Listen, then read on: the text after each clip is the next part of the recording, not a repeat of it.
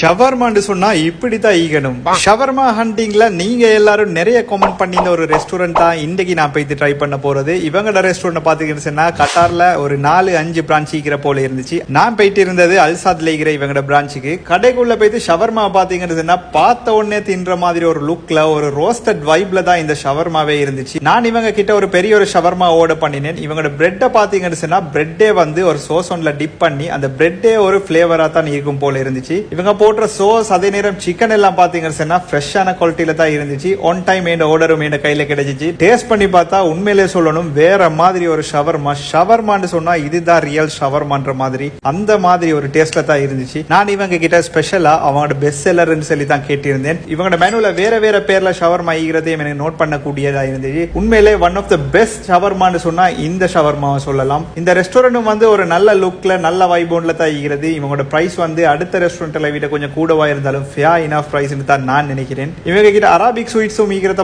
Note பண்ணக்கூடியதா இருந்துச்சு. Suggest பண்ண உங்க எல்லாருக்கும் உண்மையிலே தேங்க்யூ. என் டாப் 10 பெஸ்ட் ஷவர்மா இன் கட்டார்ல இதையும் நான் கட்டாயம் சேர்த்துக்கொள்வேன். One of the best. இந்த கடையோட பேரை வந்து ஒட்டுமான் ரெஸ்டாரண்ட் என்று சொல்றதா இல்ல ஆடமன் ரெஸ்டாரண்ட் என்று சொல்றதாண்டு கீழே கமெண்ட் ஒன்று பண்ணிட்டு போங்க. என்ன எனக்கு தெரியும் கேளுடா.